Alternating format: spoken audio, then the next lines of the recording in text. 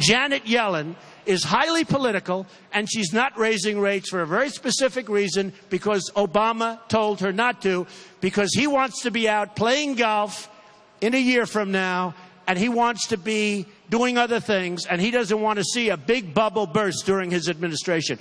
Blunt comments from the Donald this week. I don't think he knows any other kind of comments, by the way, accusing this time Fed Chief Janet Yellen of risking the economy to save President Obama. Mike, is Trump right or wrong? David, Trump is spot on with his comments about the Fed. The Fed's policies, by keeping interest rates so long, has enabled Obama to borrow an unprecedented amount of money, allow him to redistribute it with his entitlement programs and welfare programs, and it's really hurt the economy. This is the worst recovery since the 1930s, and we have the lowest percent of the labor force participating in the labor market that we've ever had. All right, well, Bruce, we have seen in history other Fed chairs try to help out the guy that appointed them. I'm thinking of President Nixon, who hired Arthur Burns, and Arthur Burns was alleged to have done that. Is it happening now? No, I do not think so. And this ranks up there with Obama or Trump's birth certificate quests of the president.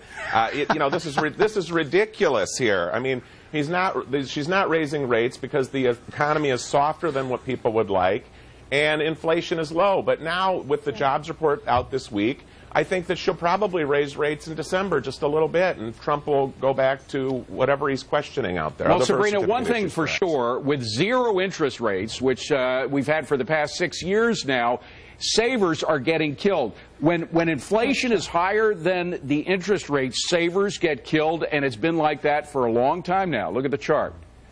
Right. No, and it certainly discourages people from saving, which is not what we want government to be doing. This is interesting because I have not been a huge Trump fan. I think I've said here before, but more and more he's sort of hitting the nail on the head. And I think what he's getting at, whether you like his style or not, or whether he's talking to conservatives or whomever, is that when you manipulate the interest rates, we distort the investment market, and that's something that's concerning. So yes, people maybe aren't saving as much, but if the money is going to non-viable entities or it's going to government, that doesn't help us either. And it is going to government, John, because government can borrow at practically nothing, at no expense, so they're borrowing more and spending it more. And by the way, the excuse for these zero interest rates is the economy was hurting so much. Well, we had jobs numbers on Fridays where the unemployment rate actually came down. Well, I think Trump's heart is in the right place, but he's predictably confused on this. The Fed could no more stimulate the economy with rate machinations than Congress can stimulate the economy with government spending. Look, Congress has no resources. Neither does the Fed. They can only weaken the economy by trying to manipulate it. So the Fed being active is weakening the Obama economy. It's not helping But, Emac, keeping rates at zero is hurting somebody. It's hurting the people who have savings out there. They're not making any money in their savings. Yeah, and then they go out on the yield curve and really risky investments. Yeah, and, getting back to the issue of Janet Yellen being political, if she raises rates, then she can say, no, I'm not political. They may raise rates in December, a quarter point, not much. But, she has given speeches in the past about income inequality, right before the elections, midterm elections in 2014. And it should be noted that Janet Yellen was a chairperson of Clinton's Council of Economic Advisors from 1997 to 1999. So, Kerry, it is clear that she's on the Democrat side. That's true, and it is absolutely true. As Emac said, on the inequality issue, she does politicize things. But I disagree with Trump on the issue of zero interest rates, because these interest rates were in place in the Bush administration. This has to do with the soft economy. And Mike, you pointed out yourself, this is a weak recovery. We have an enormous jobs gap relative to other recoveries. Well, so it is. That's what it has I to think do we'd with. all agree on that. But Mike, the fact is that there are other ways to stimulate the economy in ways that don't kill the savers. For example, lower tax rates. Well, I think Kerry and John Tamny did not listen to what Trump said.